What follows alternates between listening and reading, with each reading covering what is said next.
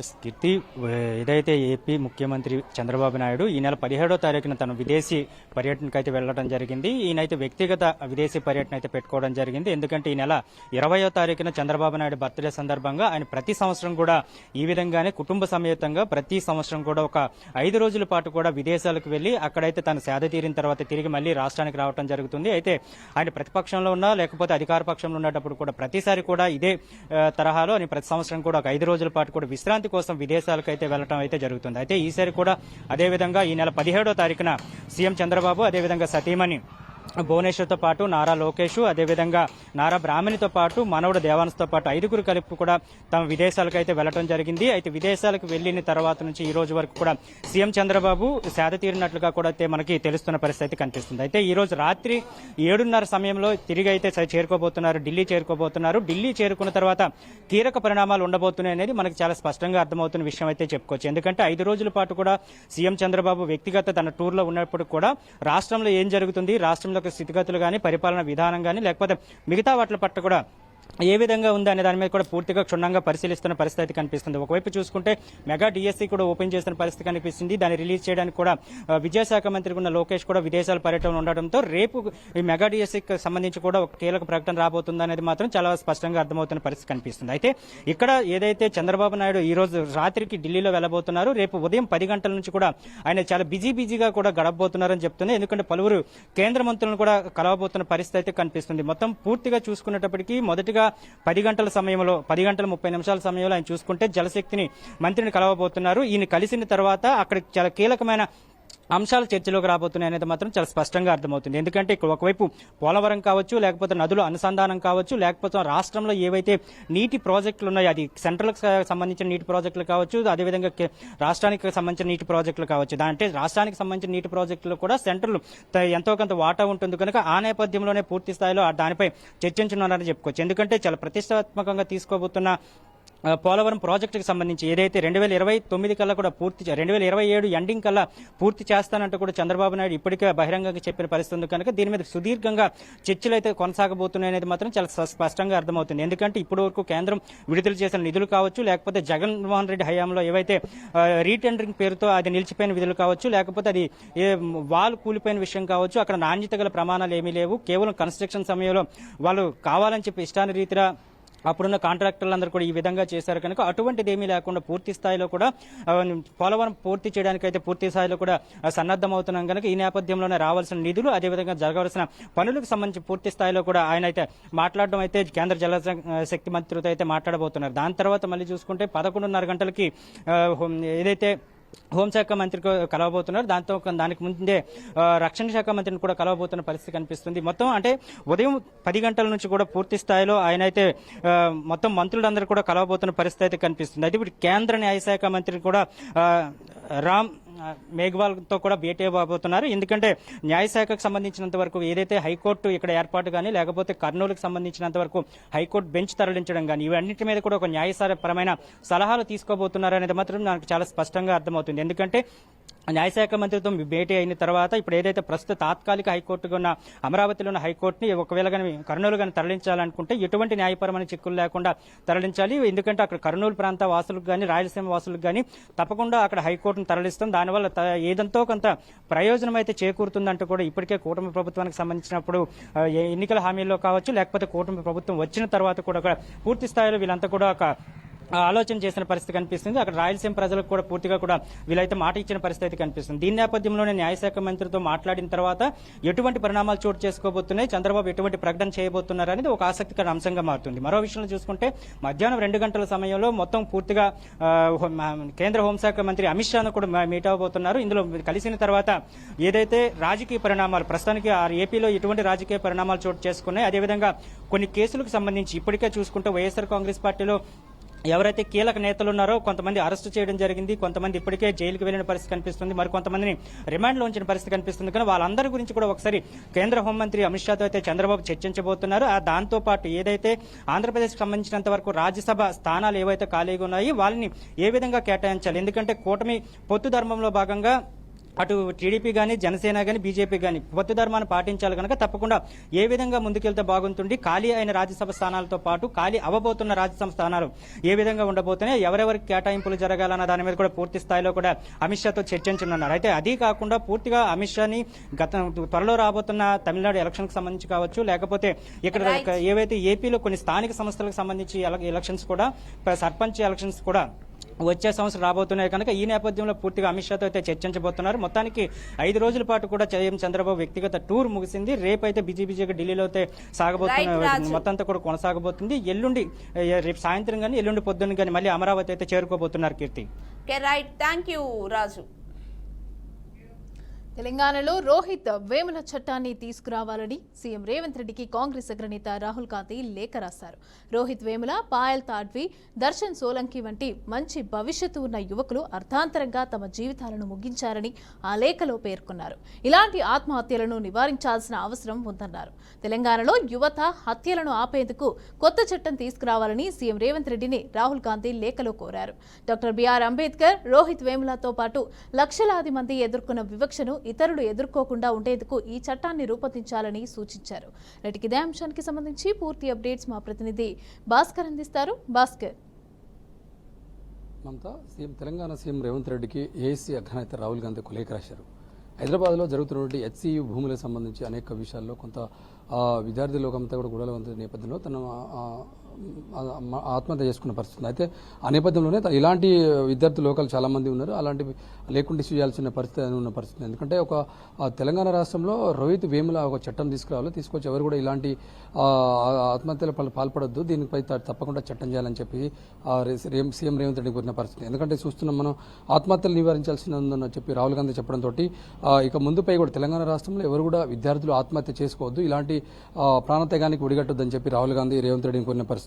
అంటే చట్టం రూపొందించాల్సిన అవసరం ఉంది. ఎందుకంటే రాష్ట్రంలో గతంలో తెలంగాణ ఉద్యమంలో వేలాది మంది విద్యార్థులు చాలా ఆత్మహత్య చేసుకుని సాధించారు. తెలంగాణలో మళ్ళీ వచ్చిన తర్వాత మనం ఇచ్చింది మనమే తెలంగాణ ఇచ్చింది కాబట్టి ఆ తర్వాత వచ్చిన తర్వాత కూడా రాహుల్ గాంధీ ఈ హెచ్సి భూములకు సంబంధించి కావచ్చు ఎలాంటి ఇష్యూస్ ఉన్నా కూడా విద్యార్థులు కానీ ఎవరు ఉన్నా కూడా ఆత్మహత్య చేసుకోకుండా దానికి ఒక చట్టం తీసుకురావాలని చెప్పి రాహుల్ గాంధీ సీఎం రేవంత్ రెడ్డిని కోరిన పరిస్థితి.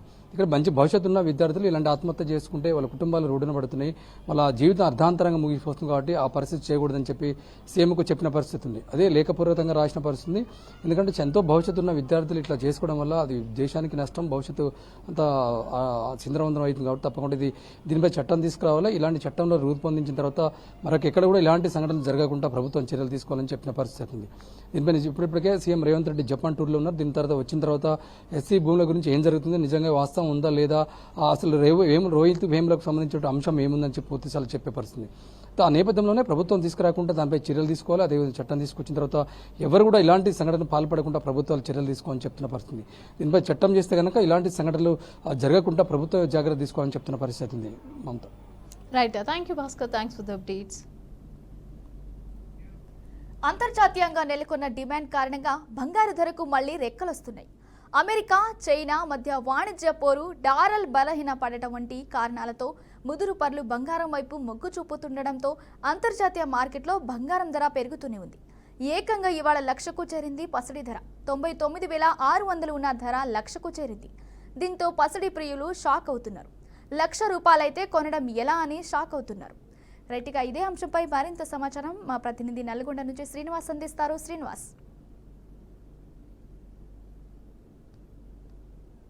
పెద్ద ఎత్తున పెరగడంతో వినియోగదారులు కూడా ఇబ్బంది పడుతున్నటువంటి పరిస్థితి. ప్రధానంగా చూసుకున్నట్లయితే భారతదేశం సంబంధించినటువంటి డాలర్లో చూసుకున్నా కానీ సంబంధించిన విదేశాలకు చూసుకున్నట్లయితే ఇప్పటికే డాలర్లు $34,400 గాను ఇప్పటికీ చేరుకున్న దీని పరిస్థితి చూసినట్లయితే మొన్నటిదాకా ఉన్నట్టు 99,806 ఉన్నటువంటి బంగారం ధర ఒక్కసారిగా ₹1,00,000 చేరుకోవడం వల్ల వినియోగదారులకు చాలా ఇబ్బంది పడే పరిస్థితి ఉంది. ఇది దేశాల మధ్య ఉన్నటువంటి ఒప్పందమే కావచ్చు, పసిడి ధర పెరగడం వల్ల అనేక మంది పెళ్లి సీజన్లో కానీ సంబంధించినటువంటి వ్యాపారాలు చేసుకునే వాళ్ళలో కూడా ఒక్కసారిగా కొంత ఇబ్బందికరమైన పరిస్థితి నెలకొన్న పరిస్థితి. దీనికి సంబంధించి చూసినట్లయితే భారతదేశంతో పాటు మిగతా దేశాలలో ఉన్నటువంటి పసిడి ధరకు సంబంధించి పోల్చుకున్నట్లయితే పెద్ద ఎత్తున బంగారం ధర పెరిగినట్లు తెలుస్తుంది. దీనికి సంబంధించి విదేశాలకు సంబంధించినటువంటి డాలర్ల రూపంలో చూసుకున్నట్లయితే $34,400 కూడా చేరుకున్నటువంటి పరిస్థితి. ఒక్కసారిగా పసిడి ధర పెరగడంతో పెళ్లిళ్ళ సీజన్ కావచ్చు, సంబంధించినటువంటి అనేక కార్యక్రమాలకు తీసుకోవాల్సినటువంటి బంగారం ఒక్కసారిగా పెరగడంతో కొంత ఇబ్బంది అయితే పడుతున్నటువంటి పరిస్థితి. ఏదేమైనప్పటికీ పసిడి ధర పెరగడంతో వ్యాపారంలో కాకుండా వ్యాపారస్తులు కూడా కొంత సంబంధించినటువంటి వ్యాపారాలు కాదు, సంబంధించినటువంటి కొంత తక్కువ రేట్ తోని కానీ ఉన్నట్లయితే పబ్లిక్ నుంచి ఎవరైతే ఎక్కువ కొనుగోలు చేసుకునేవారు ఇక్కడ ఈ రేటు పెరగడం వల్ల వ్యాపారం కూడా తగ్గిందనేది కూడా వాళ్ళు కూడా చెప్తున్నటువంటి పరిస్థితి. దేశవ్యాప్తంగా కాకుండా భారతదేశంలోని ఉన్నటువంటి అనేక రాష్ట్రాల్లో కూడా పెళ్లిలకు సంబంధించినటువంటి సీజన్లోని బంగారం ధర పెరగడంతో ఒక్కసారిగా సంబంధించినటువంటి వ్యాపారులకు కాదు, సంబంధించిన పెళ్లికి సంబంధించిన కుటుంబ సభ్యులలో కూడా కొంత ఆందోళన అయితే ఉన్నటువంటి పరిస్థితి. ఏదేమైనా బంగారం ధర పెరగడంతో వ్యాపారులు కాదు, కుటుంబ సభ్యులే కాకుండా దేశవ్యాప్తంగా ఉన్నటువంటి బంగారం ధర పెరగడంతో భారతదేశంలో ఒక వ్యాపారానికి సంబంధించినటువంటి ఇబ్బందికర పరిస్థితి ఉందని అయితే చెప్తున్నటువంటి పరిస్థితి. ఇది తెలంగాణ వ్యాప్తంగా కాదు, భారతదేశ వ్యాప్తంగా ఉన్నటువంటి బంగారం ధర పెరగడంతో ఉన్నటువంటి తాజా పరిస్థితి. Right, thank you Srinivas. Srikakulam జిల్లా గార మండలం శ్రీకూర్మంలోని ప్రసిద్ధ కూర్మనాథ క్షేత్రంలో నక్షత్ర తాబేళ్ల మరణాలు భక్తులను కలవరపెడుతున్నాయి. ఇక్కడ 2 రోజులుగా సుమారు 15కు పైగా కూర్మాలు మృత్యువాత పడినట్లు తెలుస్తోంది. ఈ విషయాన్ని అధికారులు తాబేళ్ల సంరక్షణ గుత్తేదారు దృష్టికి తీసుకెళ్లకుండా సిబ్బంది గుట్టుగా దహనం చేస్తున్నారు. ఆదివారం ఉదయం మృతి చెందిన కొన్ని తాబేళ్లను అక్కడ పనిచేసే ఓ వ్యక్తి శ్వేత పుష్కరిణి ఒడ్డున పడేయడాన్ని భక్తులు గమనించారు. అక్కడికి వెళ్లి చూడగా 7 మృతి చెందిన తాబేళ్లు, కాలిపోయిన స్థితిలో మరో 9 తాబేళ్ల కళేబరాలు కనిపించాయి. వెంటనే వారు స్థానిక ప్రజాప్రతినిధులు అధికారుల దృష్టికి తీసుకెళ్లారు. ఇక ఇదే అంశంపై మరింత సమాచారాన్ని మా ప్రతినిధి భార్గవ్ అందిస్తారు. భార్గవ్, శ్రీకాకుళం శ్రీకూర్మం ఆలయం అంటేనే ఒక ప్రసిద్ధి చెందిన ఆలయం. దానికి సంబంధించి ఇప్పటికే అది ఒక కలకలం రేపుతున్న సంఘటనగా మారిన పరిస్థితి కనబడే. అయితే ముఖ్యంగా మనం చూసుకున్నట్టయితే ఏదైతే వెంకటేశ్వర స్వామి అవతారాలు, దశావతారాల్లో ఒక అవతారం అయినటువంటి ఏదైతే ఈ శ్రీకూర్మంలో ఉన్న శ్రీకూర్మ అవతారం సంబంధించి అక్కడ భక్తులందరిలో కూడా చాలా వరకు విశ్వాసం ఉంటుంది. అయితే ఉత్తరాంధ్ర వాసులందరిలో కూడా చాలా వరకు విశ్వాసం ఎక్కువ. అంతేకాకుండా దేశవ్యాప్తంగా అలాగే ప్రపంచవ్యాప్తంగా ఒక ప్రసిద్ధి చెందిన ఆలయంగా దీనికి ఒక గుర్తింపు ఉంది. అక్కడ ముఖ్యంగా మనం చూసుకున్నట్టయితే ఏదైతే స్టార్ టాటాయిస్లు ఏవైతే ఉంటాయో అవి ఏదైతే స్టార్ టాబ్లెట్లు ఏవైతే ఉంటాయో అవన్నీ కూడా ఎప్పటికప్పుడు కూడా పూర్తి స్థాయిలో కూడా వాటిని ఆరోగ్యం వరకు పరిస్థితి అయితే పట్టించుకునే పరిస్థితి లేదు. అయితే దీనికి సంబంధించి ప్రస్తుతంగా మనం చూసుకున్నట్టయితే అక్కడ ఉన్న తాబేళ్లు అధికారికంగా మనం చూసుకున్నట్టయితే 212గా ఉండాలనేది మనకు తెలుస్తుంది. అయితే ముఖ్యంగా నిన్న ఈ రోజు మనం చూసుకున్నట్టయితే కనుక అక్కడ 15 నుంచి ఒక 20 తాబేళ్ల వరకు కూడా ఒక్కసారిగా చనిపోవడం జరిగింది. వాటిని గుర్తు చెప్పడం కాకుండా అక్కడ ఆలయ సిబ్బంది ఎవరైతే ఉన్నారో వాటిని ఆలయం వెనక నుండి దాన్ని వాటిని తీసుకెళ్లి దహనం చేసే పరిస్థితి కనబడ్డదంటూ అక్కడ ఉన్న చుట్టుపక్కల ఉన్న వ్యక్తులు కావచ్చు, అక్కడ ఉన్న స్థానికులు కావచ్చు, లేదా అక్కడికి వస్తున్న భక్తులు కావచ్చు తీవ్రమైన ఆందోళన వ్యక్తం చేసిన పరిస్థితి కనబడుతుంది. అయితే ముఖ్యంగా మనం చూసుకున్నట్టయితే ఏదైతే ఈ శ్రీకూర్మ ఆలయానికి సంబంధించి ఈ స్టార్ టాబేళ్లు ఏవైతే ఉన్నాయో వీటికి సంబంధించి ఇప్పటికే 13 ఏళ్లుగా గ్రీన్ ఫీడ్ అనే ఒక కాంట్రాక్ట్ సంస్థ అనేది దీనిపైన అన్ని రకాల జాగ్రత్తలు తీసుకుంటుంది. వాటి మెయింటెనెన్స్ అంతా కూడా అదే చూసుకుంటుంది. అయితే ఏదైతే ఈ ఆలయానికి సంబంధించి ఒక్క టాటాస్లే కాదు, పూర్తి శుభ్రతకు సంబంధించి అన్ని రకాల ఏర్పాట్లకు కానీ ఎటువంటి శుభ్రత ఏర్పాట్లు కానీ, ముఖ్యంగా ఎటువంటి పూజలకు సంబంధించి కానీ ఈ కార్యనిర్వహణ అంతా కూడా అరసవిలకు సంబంధించిన ఈవోనే ఇది కూడా చూసుకుంటున్న పరిస్థితి కనబడుతుంది. దానివల్లే కొంతవరకు ఇక్కడున్న అధికారులకు కూడా పూర్తి స్థాయిలో ఇక్కడున్న ఏదైతే ఈ ఏర్పాట్లకు సంబంధించి కానీ, ఈ టాటాస్ నిర్వహణకు సంబంధించి కానీ, ఆలయ నిర్వహణకు సంబంధించి కానీ కొంతవరకు లోపాలు ఉన్నాయని కూడా ఎప్పటికప్పుడు చెప్పుకుంటున్నప్పుడు కూడా ఇక్కడ ఎవరు కూడా పట్టించుకునే దాఖలు అయితే ఇప్పటివరకు కనబడలేదు. అయితే ముఖ్యంగా ఇప్పుడు జరిగిన సంఘటన ఏదైతే ఉందో దీనిపైన అధికారులు వెంటనే స్పందించారు. అంతేకాకుండా ఏదైతే స్థానిక ఎమ్మెల్యే కూడా స్పందించి దీనిపైన ఖచ్చితంగా చర్యలు తీసుకుంటాం, దీనిపైన పూర్తి దర్యాప్తు చేస్తాం. కాంట్రాక్ట్ నిర్లక్ష్యం లేదా ఈవో నిర్లక్ష్యం లేదా అధికారుల నిర్లక్ష్యం లేదా ఇంకెవరైనా ఇలాంటి సంఘటనలు పాల్పడ్డారా దీనిపైన ఖచ్చితంగా అన్ని రకాల దర్యాప్తులు తీసుకొని వారిపైన కఠిన చర్యలు తీసుకుంటామని కూడా చెప్తున్న పరిస్థితి కదా. ఏదేమైనప్పుడు కూడా ఇలాంటి అరుదైన జాతి ఏదైతే స్టార్ టాటాయిస్ ఏవైతే ఉన్నాయో వీటినన్నింటిని కూడా ఖచ్చితంగా కాపాడుకోవాల్సిన పరిస్థితి అందరికీ ఉంది. అయితే ఇప్పటికే ఈ చనిపోయిన తాబేళ్లు ఏవైతే ఉన్నాయో వాటిని కొంతవరకు దహనం అయిపోయిన వాటిని అన్నిటి కూడా మళ్ళీ పోస్ట్ మార్టం కూడా తరలించే పరిస్థితి కనబడుతుంది. స్థానికంగా ఉన్న ఏదైతే యానిమల్ అండ్ హస్బెండరీ అధికారులు ఎవరైతే ఉన్నారో వారందరూ కూడా ఇప్పటికే చేరుకొని వెంటనే వీటన్నిటిని కూడా అక్కడికి తీసుకెళ్లడం జరిగింది. వీటిని పోస్ట్ మార్టం చేసిన తర్వాత పూర్తి వివరాలు కొంతవరకు చేస్తాం. అంతేకాకుండా సీసీ కెమెరాలు కూడా తీసి దీనిపైన పూర్తి దర్యాప్తు చేసి ఎవరైతే దీన్ని పాల్పడ్డారో వారిపైన కఠిన చర్యలు తీసుకుంటామని కూడా చెప్తున్న పరిస్థితి కనబడుతుంది. Right, thank you Bhargav. మావోయిస్టులకు మరో భారీ ఎదురుదెబ్బ తగిలింది. ఇప్పటి వరకు ఛత్తీస్గఢ్లో వరుస ఎన్కౌంటర్లు జరిగితే తాజాగా ఇప్పుడు జార్ఖండ్కి సీన్ మారింది. జార్ఖండ్లోని బోకారో జిల్లా లాల్పానియా ప్రాంతంలోని లుగు కొండల్లో భారీ ఎన్కౌంటర్ జరిగింది. ఈ ఉదయం నుంచి ఆ ప్రాంతంలో కాల్పులు కొనసాగుతున్నాయి. సిఆర్పీఎఫ్తో కలిసి రాష్ట్ర పోలీసులు నిర్వహించిన సంయుక్త ఆపరేషన్లో 10 మంది మావోయిస్టులు హతమయ్యారు. కాల్పులు ఇంకా కొనసాగుతున్నట్టుగా తెలుస్తోంది. రైట్కి ఇదే అంశానికి సంబంధించి పూర్తి అప్డేట్స్ మా ప్రతినిధి రామకృష్ణ అందిస్తారు. రామకృష్ణ, మావోయిస్టులకు మరో ఎదురు దెబ్బ తగిలింది. దట్టమైన అటవీ ప్రాంతంలో ఇన్ని రోజులు ఛత్తీస్గఢ్ లో ఎక్కువ ఎన్కౌంటర్ జరుగుతుంటే ఇప్పుడు ఈ రోజు తెల్లవారుజామున జార్ఖండ్ లో కూడా పెద్ద ఎత్తున ఎన్కౌంటర్ జరగడం జరిగింది. దీంతో 8 మంది మావోయిస్టులు కూడా చనిపోయినట్టు కూడా తెలుస్తుంది. అంతే ఛత్తీస్గఢ్ లో ఎన్కౌంటర్ జరిగిన ప్రాంతాలలో కూడా ఎక్కువగా జార్ఖండ్ వైపు కూడా తప్పించుకున్న మావోయిస్టులు పోలీసులు అక్కడ కూడా పట్టుకొని హత్య చేసినట్టు కూడా చెప్తున్న పరిస్థితులు నిఘా వర్గాలు చెప్తున్నాయి. అయితే ఎన్కౌంటర్ జరిగిన ఘటనా స్థలం నుంచి కూడా ఇటు SLR అంతేకాకుండా రైఫిల్స్ వంటి పలు ఆయుధాలను కూడా పోలీసులు స్వాధీనం చేసుకున్నారు. అయితే చనిపోయిన మావోయిస్టు మృతదేహాలను కూడా స్వాధీనం చేసుకున్నట్టు ఇటు భద్రతా బలగాలు కూడా చెప్తున్నారు. వాటిని అక్కడ నుంచి తరలించేందుకు అన్ని ఏర్పాట్లు కూడా చేయడం జరిగింది. అయితే ఇప్పుడే హెలికాప్టర్ల ద్వారా కూడా మావోయిస్టులు మృతదేహాలను కూడా ఇటు భద్రాచలం లేదా ఇటు జార్ఖండ్ ఆ ప్రాంతంలో కూడా తరలించనున్నారు. మావోయిస్టుల ఉనికి లేకుండా చేసేందుకే కేంద్ర ప్రభుత్వం కూడా గట్టి నిర్ణయం కూడా తీసుకుంది. ఇటు మావోయిస్టులు అందరూ లొంగిపోవాలని లేకపోతే ప్రాణాలతో కూడా మిగిలి ఉండరని చెప్పేసి ఇప్పటికే కేంద్ర హోంశాఖ మంత్రి అమిత్ షా కూడా ఒక హెచ్చరిక జారీ చేసిన పరిస్థితి నెలకొన్నది. చూసుకోవచ్చు పెద్ద ఎత్తున మావోయిస్టుల దట్టమైన అటవీ ప్రాంతాలు అని చూసుకోవచ్చు. మావోయిస్టుల కంచుకోటగా ఛత్తీస్గఢ్ సరిహద్దు ప్రాంతాల్లో ఇటు కాంకేర్, బీజాపూర్ ఈ ప్రాంతాల్లో అయితే చుట్టూ ఇటు పోలీసు బలగాలు ఇటు సిఆర్పీఎఫ్, డిఆర్జీ బలగాలు చుట్టుముట్టిన పరిస్థితి నెలకొన్నది. దీంతో కొంతమంది మావోయిస్టులు కూడా తప్పించుకుని జార్ఖండ్ అటవీ ప్రాంతాల్లో కూడా సంచరిస్తున్నట్టు నిఘా వర్గం తెలియటంతో కూడా అక్కడ కూడా పొద్దున పోలీసులు మోహరించడం, దట్టమైన అటవీ ప్రాంతం జల్లెడ పట్టే క్రమంలో కూడా ఈ ఎన్కౌంటర్ కూడా చోటు చేసుకుంది అంటూ ఇటు పోలీసులు కూడా చెప్తున్న పరిస్థితి నెలకొన్నది. చూసుకోవచ్చు ఈ ఎన్కౌంటర్లు అయితే మొత్తం ఇటు ఛత్తీస్గఢ్, బీజాపూర్ అంతేకాకుండా ఇటు జార్ఖండ్ ఈ దట్టమైన అటవీ ప్రాంతాల్లో అయితే పోలీసులు ఇప్పటికే జల్లెడ పడుతున్న పరిస్థితి నెలకొన్నది. చూసుకోవచ్చు మావోయిస్టులు ఇంకా ఉన్నారు, కొంతమంది మావోయిస్టులు ఎన్కౌంటర్లు కూడా తప్పించుకున్నారు అనే సమాచారంతో కూడా పోలీసులు క్షుణ్ణంగా కూడా అటవీ ప్రాంతం మొత్తం కూడా తనిఖీ చేస్తున్న పరిస్థితి నెలకొన్నది. చూసుకోవచ్చు భద్రాద్రి కొత్తగూడెం జిల్లాలో కూడా ఈ ఎన్కౌంటర్ తో కూడా పోలీసు పెట్రోలింగ్ కానీ అంతేకాకుండా ఎవరైనా అనుమానాస్పద వ్యక్తులను కూడా క్షుణ్ణంగా కూడా పరీక్షిస్తున్నారు. అంతేకాకుండా ఈ చింతూరు, వెంకటాపురం, వాజేడు, ఇటు కాంకేర్, బీజాపూర్, ఇటు చింతూరు ఈ ప్రాంతాలలో కూడా పోలీసులు కూడా పెద్ద ఎత్తున కూంబింగ్ కూడా నిర్వహిస్తున్న పరిస్థితి నెలకొన్నది. Right, thank you Ramakrishna. ఆంధ్రప్రదేశ్లో వైసీపీ హయాంలో జరిగిన లిక్కర్ స్కామ్ కేసులో కీలక పరిణామం చోటు చేసుకుంది. వైసీపీ ప్రభుత్వం అధికారంలో ఉన్న 2019 నుంచి 2024 ప్రభుత్వ హయాంలో మద్యం పాలసీలో అక్రమాలు జరిగినట్లు ఆరోపణలున్నాయి.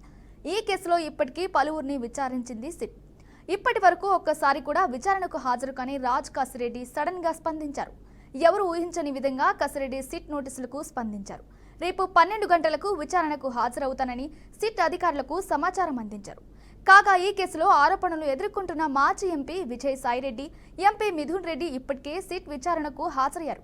రేపు కసిరెడ్డి కూడా విచారణకు హాజరవుతానని చెప్పడంతో ఏం జరగబోతుందన్న టెన్షన్లో వైసీపీ నేతలు నెలకొంది. రైట్గా ఇదే అంశంపై మరింత సమాచారం మా ప్రతినిధి కుమార్ అందిస్తారు. కుమార్,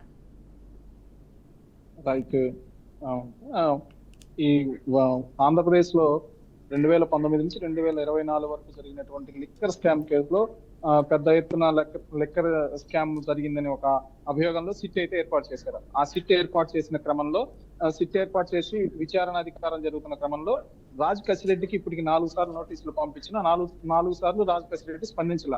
సీరియస్ గా ఈ మధ్య దాని మీద దర్యాప్తు జరుగుతున్నది.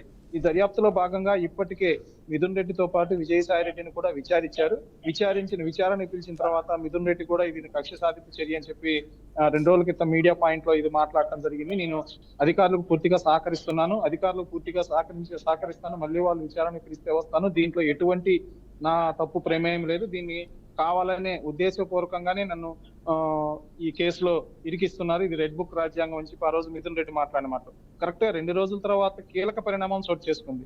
4 సార్లు నోటీసులు ఇచ్చినా స్పందించినటువంటి కసిరెడ్డి రాజు ఈ రోజు స్పందించి నేను విచారణకు హాజరవుతాను, మా తండ్రి గారు చెప్పారు, నేను విచారణకు హాజరవుతాను. రేపు ఎట్టి పరిస్థితుల్లో 11:30 నన్ను సిట్ అధికారులు విచారణకు రమ్మన్నారు. విచారణకు హాజరవుతాను, సిట్ అధికారుల సమక్షంలో జరిగినవన్నీ చెప్తాను, దాంట్లో నా ప్రమేయం ఏముంది ఏంటి అనేది మొత్తం నేను క్షుణ్ణంగా సిట్ అధికారులకు వివరిస్తానని చెప్పడంతో వైసీపీ నాయకుల్లో ఒక రకంగా అలజడి మొదలైంది. ఈ కేసులో ఇంకెంతమంది ఇరుక్కుంటారు, ఇంకెంతమంది పేర్లు బయటకు వస్తాయి, ఇది ఎంత మేర అవినీతి జరిగింది, ఈ కసిరెడ్డి రాజు అనే వ్యక్తి నోరు విప్పితే ఇంకా ఎంతమంది పెద్దలు బయటకు వస్తారని మీడియాతో పాటు రాష్ట్రం కూడా ఎదురు చూస్తుంది. ఎందుకంటే గతంలో ఢిల్లీ లిక్కర్ స్కామ్ లో నా రాష్ట్ర ప్రభుత్వాలు కూలిపోయిన ఘటన ఉన్నది. అలాగే ఇప్పుడు వైసీపీ ఉనికి కూడా ఈ మద్యం స్కామ్ విషయంలో వైసీపీ ఉనికి కూడా ప్రశ్నార్థకంగా మారుతుందనే భావన మాత్రం వైసీపీ నాయకుల్లో కనపడుతుంది. Right, thank you Kumar.